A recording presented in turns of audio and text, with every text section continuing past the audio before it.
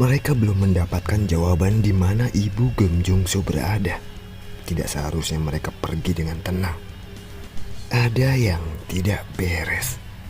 Kapten, mengapa kita tidak langsung menuju ke tempat ketua?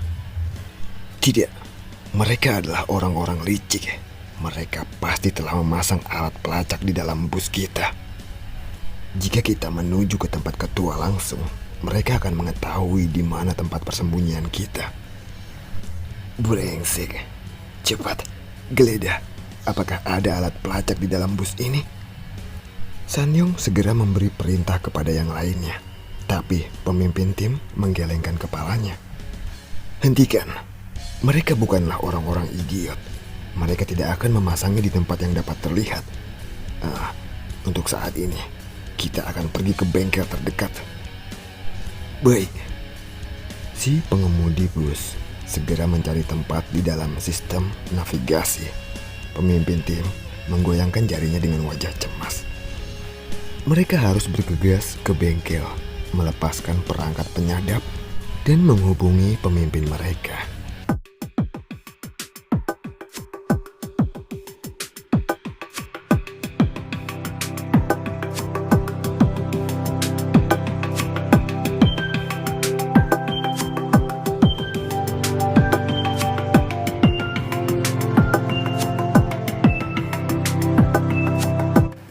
Sementara itu, di dalam kantor Biro Keamanan Publik, terlihat di sana ada Direktur Sang Yugen sedang memegang alat komunikasi dengan gugup. Dia sedang menerima telepon dari anak buahnya melaporkan apa yang terjadi. Pak Direktur, lalu apa yang harus kita lakukan sekarang? Mereka sekarang sedang berada di bengkel dan menunggu instruksi Anda. Direktur Sang Yugen mendengarkan sambil mengelus dagunya. Dia mendapatkan laporan tentang bagaimana situasi saat ini yang benar-benar berbeda dari apa yang dia harapkan, dan itu memperumit pikirannya. Apakah penyebab dari semua masalah ini adalah orang itu lagi? Ketika dia memberikan perintah untuk menyelidiki orang itu, dia tidak pernah menyangka akan menjadi seperti ini. Dia memang merasa pasti akan ada masalah, tapi tidak sebesar ini karena mereka masih memiliki ibu di Kim Jung-soo. Kim Jung-soo tidak akan berani melawan karena ibunya ada di tangannya. Mengapa Kim Jung-soo jadi berani melawan mereka? Ini pasti disebabkan karena orang itu. Kau benar-benar menyebalkan. Dia mengatakan itu sambil menatap foto Chun Ye-won di mejanya. Chun Ye-won benar-benar mengacaukan semua yang direncanakan oleh direktur. Aku tidak tahu trik apa yang kau gunakan, tapi kau telah melewati batas yang seharusnya tidak kau lakukan. Direktur merasa bahwa jika Chun Ye-won dibiarkan begitu saja, maka akan ada banyak masalah yang muncul. Setelah membuat keputusan, direktur menekan tombol di dalam teleponnya dan berkata, "Pengawas, minta pemimpin tim untuk menghentikan mereka menonaktifkan perangkat pelacak. Biarkan bus mereka tetap dilacak."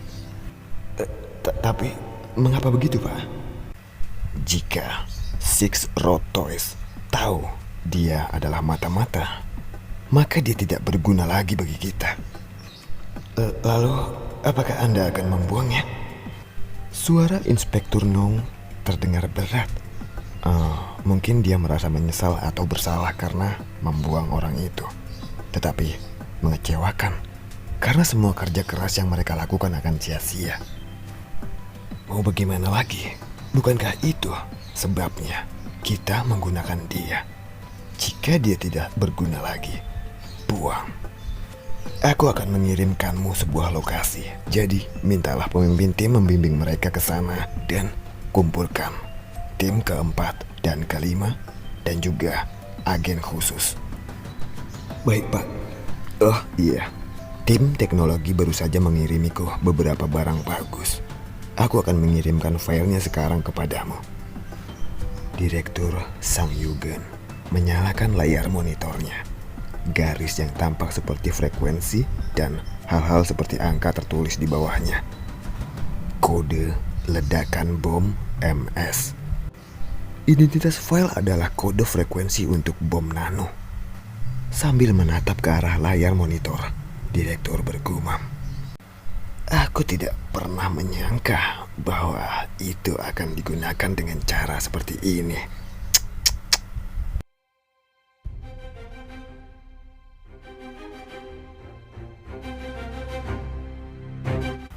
Pada waktu yang bersamaan, di dalam sebuah mobil yang tidak jauh dari Biro Keamanan Publik, di dalamnya ada seorang lelaki dengan penuh perhatian mendengarkan melalui earphone.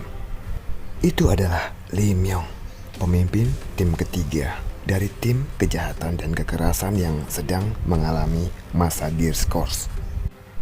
Aku tidak pernah menyangka bahwa itu akan digunakan dengan cara seperti ini. Dia mendengarkan suara dari Direktur Biro Keamanan Publik yang masuk melalui earphone-nya. Lee Myung telah memasang alat penyadap di kantor direktur. Karena memang dia sudah menaruh curiga pada sang direktur. Pada hari dia mengunjungi kantor, Lee Myung diam-diam memasang alat perangkat itu. Brengsek, sedang merencanakan apa lagi dia? Lee Myung panik. Dia merasa kecewa ketika menemukan sisi lain dari Biro Keamanan Publik yang tidak pernah dia ketahui sebelumnya. Dia memang telah menduga bahwa direktur telah menyembunyikan sesuatu, tapi dia tidak pernah menyangka bahwa kata-kata untuk membunuh seseorang akan keluar dari mulutnya dengan begitu mudah. Lee Myung khawatir dan segera memutar balik arah mobilnya.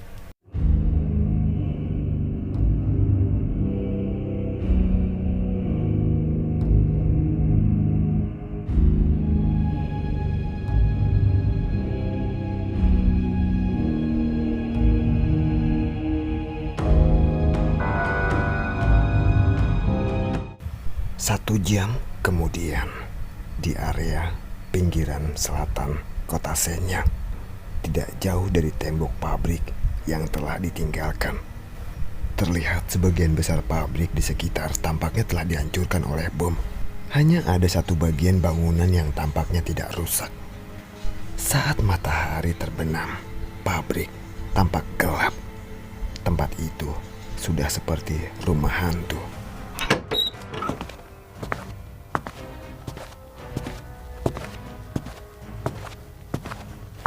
Pintu pabrik yang tertutup itu terbuka. Lalu suara dua pasang langkah kaki masuk. Pada saat dua pasang langkah kaki itu bergerak ke tengah-tengah bangunan, pintu pabrik tertutup. Tidak lama kemudian, lampu LED menyala di gedung yang ditinggalkan itu. Ruang yang gelap menjadi terang. Dua orang yang berada di sana tampak. Itu adalah Chun Yeun dan Baek Jong-soo. Jangan bergerak. Kalian ditahan. Para anggota tim Mobile Strike menunjukkan diri mereka. Chun Yeun dan Baek Jong-soo terkepung. Lebih dari 60 orang mengarahkan senapan mesin mereka ke arah dua orang yang berada di lantai dasar. Mereka mengepung dari lantai 2. Lah, jumlah mereka terlalu banyak. Bagaimana ini? Terkejut, Baek Jong-soo mengirim pesan telepati kepada Chun Yeun. Mereka datang ke sini mengikuti alat pelacak yang mereka pasang di mobil bus. Seperti yang diduga, Biro Keamanan Publik pasti menyembunyikan orang di dalam bangunan. Tapi ini terlalu banyak. Suara tawa terdengar. Lalu 3 orang muncul di antara para pengepung itu. Satu wajah tampak familiar. Dia adalah orang yang pernah disiksa oleh Chun Yeun beberapa saat lalu. Nung Do-myung. Baek Jong-soo menatap orang yang berada di sebelah pemimpin tim dengan mata merah. Namun orang lain memanggil Kim Jong So. Itu adalah seorang pria paruh baya bertubuh kecil dan pendek dengan mata terlihat sedih. Dia adalah Neung Do Myung, salah satu dari 2 pengawas satuan tugas Biro Keamanan Publik. Dia adalah orang yang memasukkan Baek Jong So ke Six Road Toys sebagai mata-mata. Tapi Jun Yeun menatap orang lainnya. Berbeda dengan para anggota tim Mobile Strike yang memegang senjata api. Seorang lelaki dengan rambut keriting memegang pedang abu-abu dan dia menatap Jun Yeun. Sepertinya dia yang memimpin orang-orang ini. Dia melangkah maju dan berbicara seolah-olah dia sedang menikmati momen itu. Lalu sang pemimpin tim melemparkan sesuatu ke lantai di hadapan mereka. Itu adalah alat pelacak yang Baek Jong So pasang di bus mereka. Baek Jong So mengerutkan kening. Pemimpin tim menunjuk ke arah Jun Yeun dan berbicara sambil tersenyum. Hahaha, sepertinya ini adalah saatnya pembalasan dendamku. Dilihat dari caranya dia menunjuk dan melotot ke arah Jun Yeun, sepertinya dia sangat marah karena disiksa oleh Jun Yeun. Jun Yeun hanya menatap pemimpin tim itu dengan ekspresi santai dan dia melangkah maju. Berhenti di sana. Lebih baik kau diam jika ingin selamat. Sang pemimpin tim segera mengulurkan sesuatu yang dia pegang di tangannya. Itu seperti monitor kecil. Sepertinya itu adalah sebuah remote. Aku tahu, ku dengar kau adalah seorang pendekar superior, maka kau jadi seberani ini. Tapi sampai sejauh mana sikap beranimu itu? Jun Yeun sendiri tidak mengerti remote apa yang ditodongkan ke arahnya itu. Lalu sang pemimpin tim menekan salah satu tombol dari 2 tombol di remote itu. Dengan garis frekuensi yang muncul di monitor remote, terdengar suara peringatan. Itu adalah suara detektor.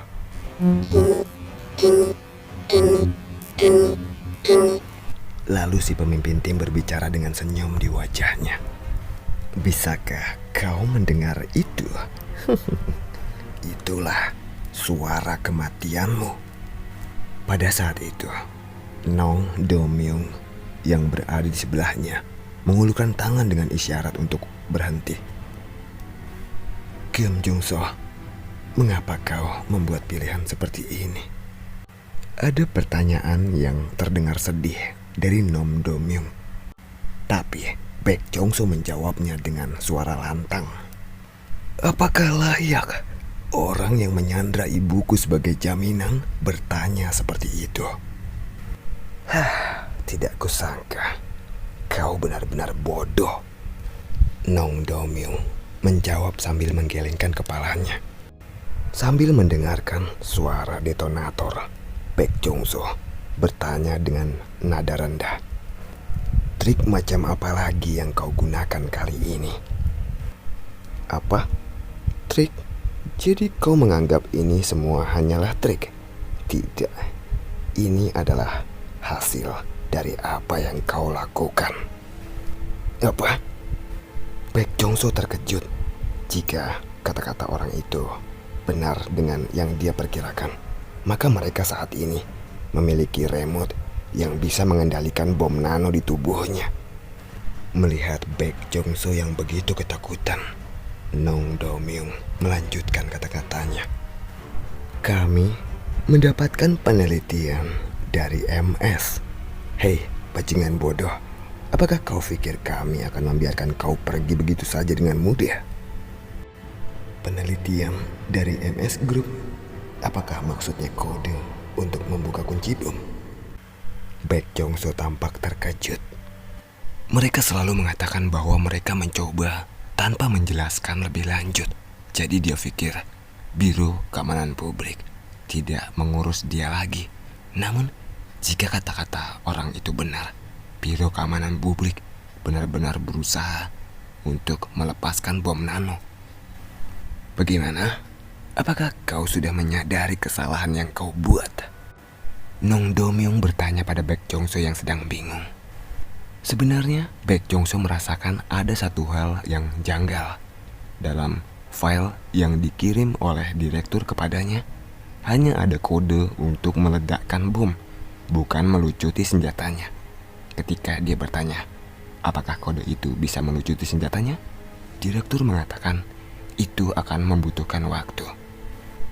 Sepertinya mereka baru saja berhasil mengamankan frekuensi bom nano.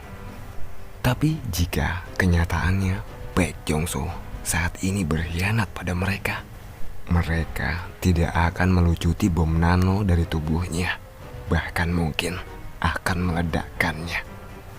Hei, Baek Jong-soo, aku akan memberikanmu kesempatan satu kali lagi. Jika kau ingin kami melepaskan bom nano dari tubuhmu, hancurkan dantian orang di sebelahmu. Jika kau tidak ingin, maka aku akan meledakkan bom nano dalam tubuhmu. Wajah Baek Jong-soo mengeras mendengar kata-kata itu. Dengan nyawanya yang dipertaruhkan, mereka memintanya untuk mengkhianati Chun Yi-won. Sebenarnya, kami diperintahkan untuk menghancurkanmu karena identitasmu telah ditemukan oleh Secret Toys dan kau tidak berguna lagi bagi kami. Selain itu, kau juga telah mengkhianati kami.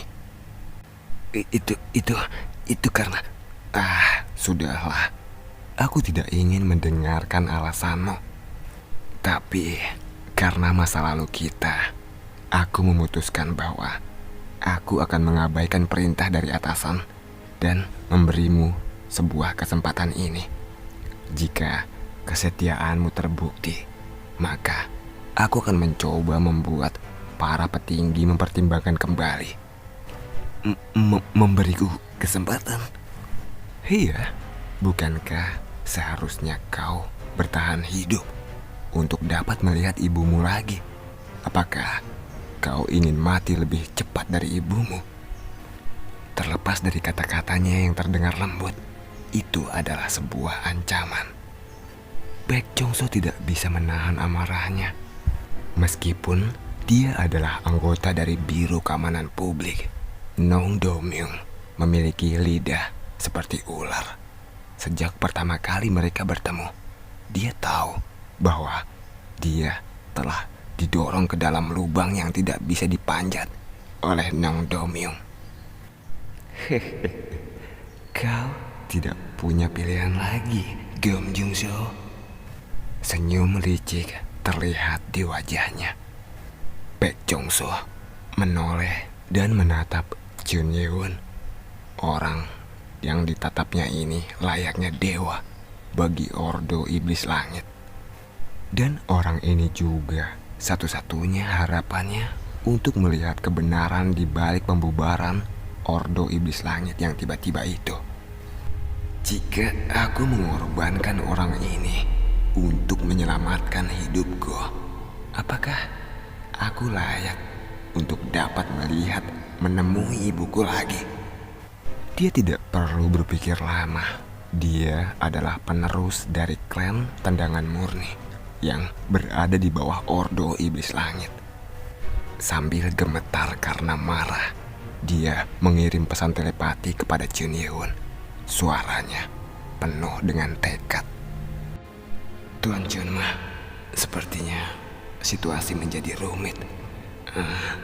Karena Anda adalah seorang Chunma, Anda pasti akan dapat keluar dari tempat ini dengan aman.